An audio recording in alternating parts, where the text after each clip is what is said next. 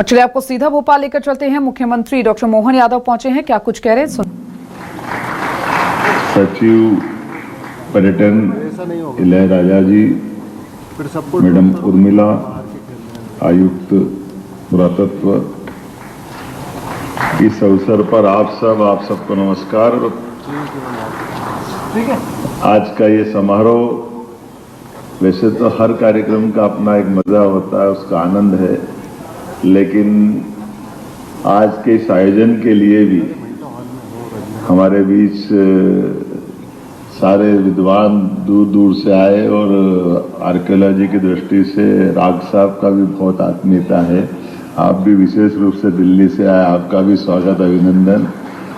माननीय नारायण जी और सभी स्वनाम धन्य सभी इस क्षेत्र की सिद्धहस्त हस्तियां यहाँ मौजूद है।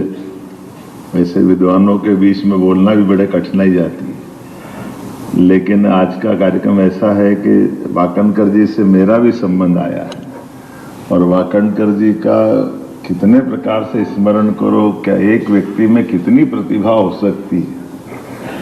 और वाकणकर जी के उस सुदीर्घ अपने स्वर्णिम जीवन काल के अलग अलग मुकाम, अलग अलग पड़ाव, वो जो जुगलबंदी के माध्यम से उज्जैन की गाथा गाते गाते जो कल्पना की गई, सितार वादन संगीत का उनका अपना बहुत अच्छा अनुभव, संगीत के जानकार और कितने अलग अलग प्रकार के लोगों को उनके साथ जोड़कर उनके जीवन की दिशा बदल दी वाकणकर जी ने। मूर्ति कला, चित्रकला, पुरातत्व और संस्कृत, डोंगला, मूलतः वो उज्जैन के जंतर मंतर में पंडित पुरुषोत्तम जोशी जी के साथ जाकर के उनके संस्कृत सीखने का उनने अपना एक क्रम चालू किया। और पुरुषोत्तम जोशी जी ने एक काम बताया कि ये जो जंतर मंतर है अभी यहाँ बना है भविष्य में, लेकिन अतीत के काल में ये अब यहाँ हो सकता है, पर वर्तमान के काल में अब ये पॉइंट यहाँ उज्जैन से खसक गया, आगे चला गया। और वाकणकर जी तो वो बात पुरुषोत्तम जी ने बताई, लेकिन इस बात को पकड़ करके फिर सालों तक 10-12 साल तक हजारों गांव वालों को निकाल करके वाकणकर जी ने वो स्थान के लिए जैसे आज जीपीएस बना है ताकि ये पॉइंट मालूम पड़ जाए। अब ये कल्पना ऐसी थी कि पृथ्वी मान लो एक बाल है, उस पे 2 धागे लगाओ, एक ऐसे और एक ऐसे, ये यामोत्तर रेखा हो गई और ये मध्यव्रत रेखा हो गई, दोनों का क्रॉस बिंदु जो है ये सेंटर पॉइंट है पृथ्वी का। और ये सेंटर पॉइंट आगे पीछे खसकता है, तो ये खसकते हुए उज्जैन से लगभग 30-35 किलोमीटर दूर चला गया है उत्तर की दिशा में। अब ये बोलना और बताना सरल है, लेकिन इसको सिद्ध करना बड़ा कठिन। और 21 जून 22 दिसंबर को सबको गांव के अंदाज से काम करा रहे हैं, तो 1, 2, 3, 4 ऐसे नहीं, कम से कम 2500 गांव में लोगों को, हजारों लोगों को दिन में 12 बजे सब अपनी अपनी कागज पे लेकर के सूर्य कब अपनी कक्षा एक तरह से मध्य में ला रहा है, वो निशान बना बना करके लोग कागज पे, हजारों कागज इकट्ठे हो जाते थे और वो हजारों कागज लेकर के फिर अपने पास आते, फिर महीनों उसमें ढूंढते कि वो शुद्ध कहाँ है, शुद्ध कहाँ है। और ये एक दिन नहीं, साल में 2 बार में हजारों कागज निकालते निकालते अंततः वाकणकर जी ने इस बात को निकाला कि ये डोंगला नामक स्थान है जहां वर्तमान का ये शुद्ध समय का पॉइंट जो उज्जैन में था वो खसक के वहां पहुंचा है। अब ये अपने आप में ऐसी बात है। अब जनार्दन नेगी आज के समय में पुरातत्व के और खास करके इस पूरी चीजों को जानकार भी है, और वैसे वो उन्होंने कहा कि ये पॉइंट बगैर साइंस के कैसे खोज सकता कोई आदमी। तो ये उसी प्रकार से जैसे पुरातत्व की दृष्टि से हमारा भीमबेटका का असामान्य टीला देख करके वाकणकर जी जा तो रहे थे शायद होशंगाबाद नर्मदापुरम तरफ, और रास्ते में ही रेल से उतर गए कि नहीं मेरे को तो यहीं जाना है।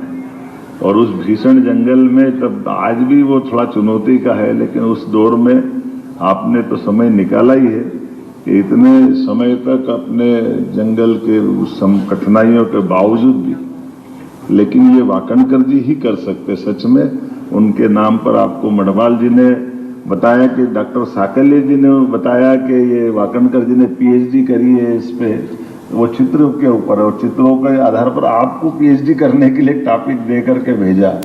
तो ये और इतने लंबे समय तक मैं वाकणकर जी का राजनीतिक दृष्टि से भी एक उनका विशेषता बताता हूँ। ये अलग अटपटी बात है, लेकिन ये बात भी सही है। वाकणकर जी का उज्जैन का अनुभव मेरा उनसे बहुत अलग अलग प्रकार का, विद्यार्थी परिषद में भी उनने काम किया, संस्कृति खासकर वो कला संस्कृति को लेकर के तो पूरा जीवन है ही है। लेकिन नगर निगम में वार्ड उनका 44 जहां पार्षद लड़ाए थे प्रकाश चित्तौड़ा जी, और चित्तौड़ा जी को चुनाव लड़ाया तो वाकणकर जी ने एक एक घर की गिनती की, एक एक घर में कितने वोट हैं और उसकी लिस्ट बना, और उसमें अपनी पार्टी को कौन देगा और अपने खिलाफ कौन है, इसका हिसाब भी चुनाव के पहले बारीकी से लगाकर।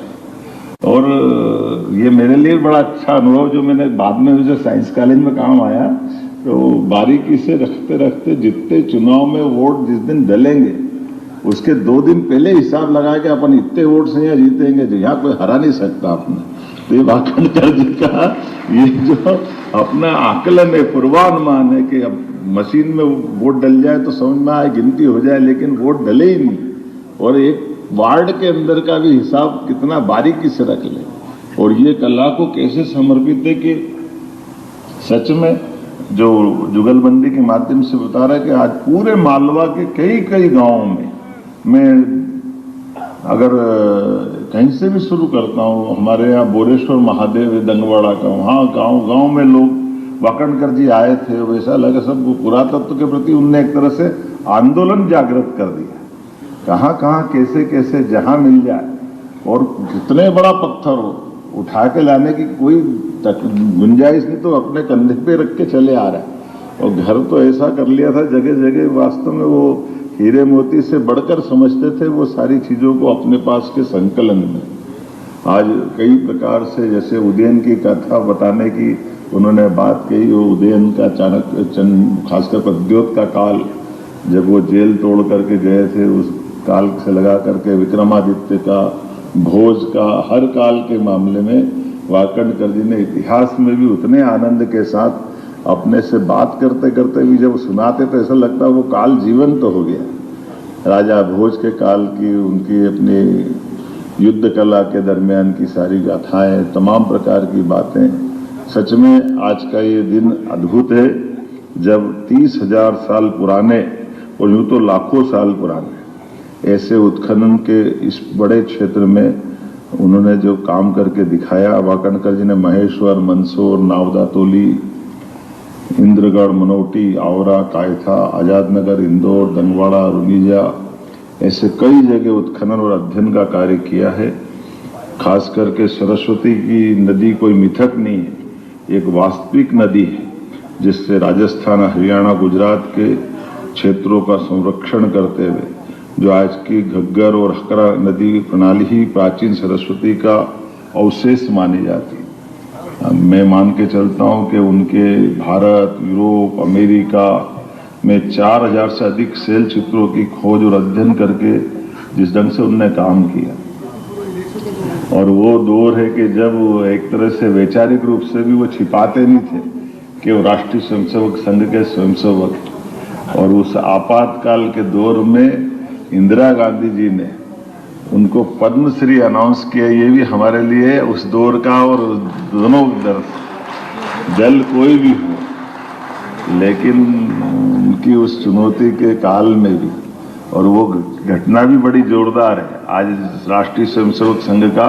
शताब्दी वर्ष चल रहा है। ये भी स्मरण करना पड़ेगा कि जब प्रकाश चंद्र सेठी जी ने आके बताया, वो उज्जैन के थे, मुख्यमंत्री थे, कि वाकणकर जी आपको पद्मश्री मिली है, आपको दिल्ली पद्मश्री लेके जाना है, आना है आपको। तो लेने जाने के लिए जैसे वाकणकर जी का स्वभाव था कि मैं तो अपने हैं गणवेश में जाऊंगा, हाफ पैंट पहन करके उनको देना हो तो दे, नहीं देना हो तो मत दे। सेठी जी उलझन में पड़े कि ये कौन सा संकट है। अब जिस संघ पे प्रतिबंध लगा दिया उसकी गणवेश पहन के आप पुरस्कार लेने जाओगे तो फिर वो देना कि नहीं देना। लेकिन वाकणकर जी ने कहा उनकी इच्छा हो तो दो, नहीं तो मत दो। बड़ी मुश्किल से वाकणकर जी इस बात के लिए सेठी जी ने उनको तैयार किया कि एक काम करो, संघ की टोपी लगा लो, बाकी का तो आप शुभ्र वेश पहन लो तो चलेगा अपना, लेकिन टोपी चल जाएगी। वाकणकर जी का वो आग्रह, और वाकणकर जी ने वाकई संघ की काली टोपी लगा करके पद्मश्री ली। ये भी उस दौर में जब आपातकाल में हजारों लोग जेल में बंद है संघ के कारण से, लेकिन वाकणकर जी अपने विचारों के लिए कैसे प्रतिबद्ध है। सच में उनकी जितनी बात करो उतना कम है। इसीलिए हमारी सरकार ने उनके सम्मान में जहाँ भीमबेटका है, ये रातापानी अभयारण्य डॉक्टर विष्णु सिद्धर वाकणकर के नाम पे करने का निर्णय किया है। हमें इस बात का आनंद है। हम इस तरह से उनके उस योगदान को स्मरण भी कर रहे हैं, और ये एक तरह से फॉरेस्ट के लिए भी उनका नाम गया। अभी जंगल वाले क्षेत्र में वाकणकर जी बचे थे, तो उनके कामों के आधार पर वो सब क्षेत्रों के साथ साथ वन विभाग में भी उनका काम का उल्लेख उनके नाम से जाना जाएगा। मैं मान के चलता हूँ। आज जब मैं यशोधर मठपाल जी की बात करता हूँ तो इनके शैल चित्रों की कला, योगदान वाकई अद्भुत है। आपने विशेषकर भीमबेटका शैलाश्रय, उत्तराखंड के बारेछीन, केरल में गहन अध्ययन किया है। मध्य प्रदेश के पुरातत्व, कला, संस्कृति में भी आपने योगदान दिया है। आपके कार्य और शोध अपने लिए, हम सबके लिए एक अलग प्रकार का एक तरह से गौरव करने वाला भी है। मानव संग्रहालय में भी आपने काम किया है, और अपने बलबूते पर उत्तराखंड के अंदर भी एक बड़ा संग्रहालय स्थापित निजी स्तर पे किया। मैं आपका भी वंदन करता हूँ, अभिनंदन करता हूँ। सच में मध्य प्रदेश सरकार आपके माध्यम से गौरवान्वित होती है, इस नाते से कि जब हम आपसे इस तरह के इस पूरे आयोजन के साथ आपको सम्मानित कर रहे हैं, तो मैं माननीय प्रधानमंत्री जी को भी धन्यवाद देना चाहूँगा। जोरदार अभिनंदन माननीय प्रधानमंत्री नरेंद्र मोदी जी का। नरेंद्र मोदी जी के भी इतने प्रकार के काम है, इतने सारे तरीके से सोचते हैं, क्या क्या कैसे कैसे करते हैं, अपनी आंखों के सामने दिखाई देता है। चमत्कार के चमत्कार तो सरकार बनाने के ही, कोई सोच नहीं सकता था कि अपने बलबूते पर अभी तक 30 साल से जो गठबंधन की सरकार बनती आई थी, 2014 में अपने बलबूते पर एक दल की सरकार पूर्ण बहुमत की बनाने का, आजादी के बाद अपोजिशन का उनका रिकॉर्ड भी भारत के लोकतंत्र का बड़ा रिकॉर्ड है। ये हमारे लिए 2014 का, और जिसने एक बार सरकार बनाई दूसरी बार वो दौर ऐसा था कि टिकते ही नहीं थे। बड़ी मुश्किल से 24 दलों से सरकार अटल जी ने शुरुआत की थी, लेकिन उस मिथक के बाद मनमोहन सिंह जी ने भी यूपीए की सरकार बनाई, लेकिन मोदी जी ने न केवल 14 में बनाई बल्कि 14 तक बनते बनते 19 में उन्होंने पाकिस्तान को घर में घुस के मार करके हमारे देश के दुश्मनों से, आतंकवादियों से निपटने का तरीका भी भारत का कैसा होना चाहिए, ये नया दौर दिखाया। माननीय मोदी जी को धन्यवाद एक तरह से उस दौर के लिए जब हम कला, संस्कृति, इतिहास, पुरातत्व ये सब की बात करेंगे तो ये कामों के साथ साथ एक पुरातत्व का भी बड़ा काम कर रहे हैं। वो बड़ा काम ये कि आज से 1000 साल पहले 11 जनवरी 1000 साल पहले जब महमूद गजनवी ने सोमनाथ के मंदिर पे अपने ढंग से हमारे आराध्य को मंदिर को ध्वस्त करने का उस समय के इतिहास का एक कलंक लगा था और बड़ा खराब घटनाक्रम था। और तमाम प्रयास के बाद में भी हमारे लोग उस मंदिर को बचा नहीं पाए, बड़े पैमाने पे बलिदान हुए।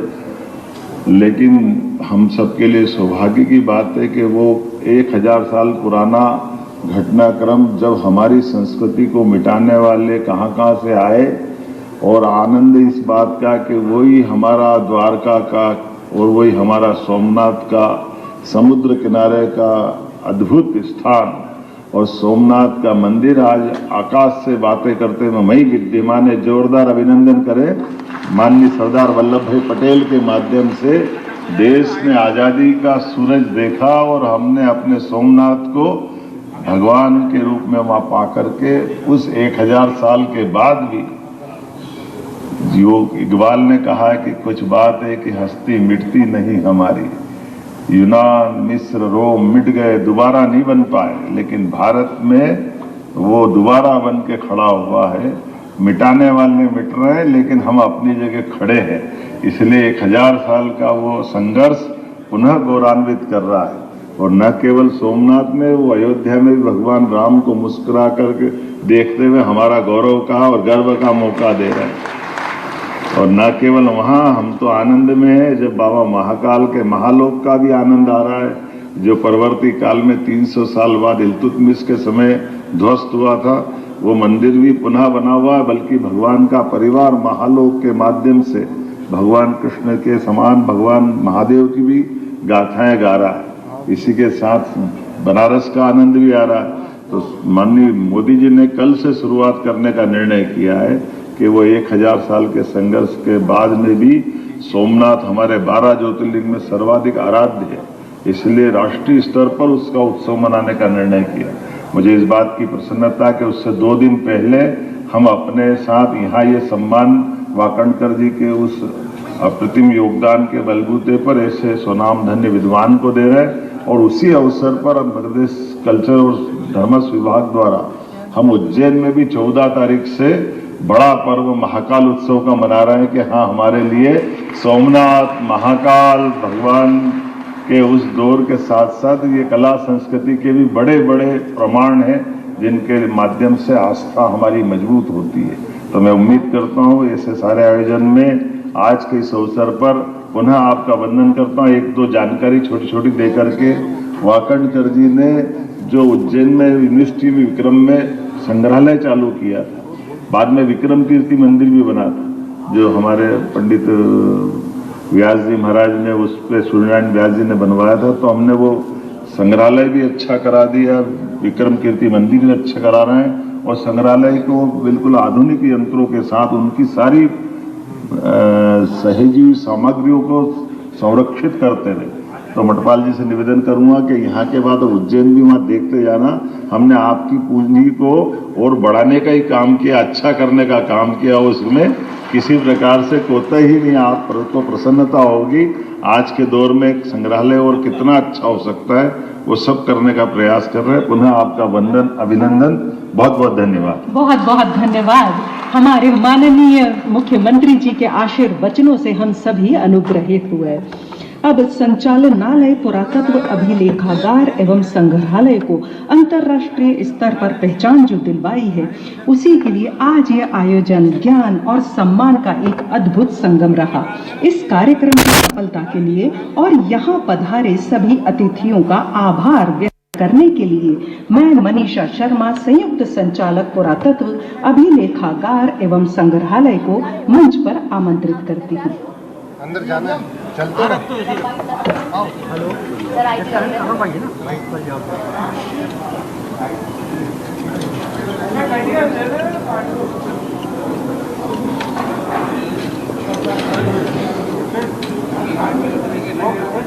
माननीय मुख्यमंत्री जी, श्री मठपाल जी, मेरे अधिकारी, सभी उपस्थित हैं। आज के इस कार्यक्रम में आपने अपनी गरिमामय उपस्थिति दी, इसके लिए बहुत आभार। जितने भी हमारी पुराने पुरातत्व शास्त्री, अधिकारी, पार्टिसिपेंट, शोधकर्ता, सभी का मैं हार्दिक आभार व्यक्त करती हूँ। आप सब ने इस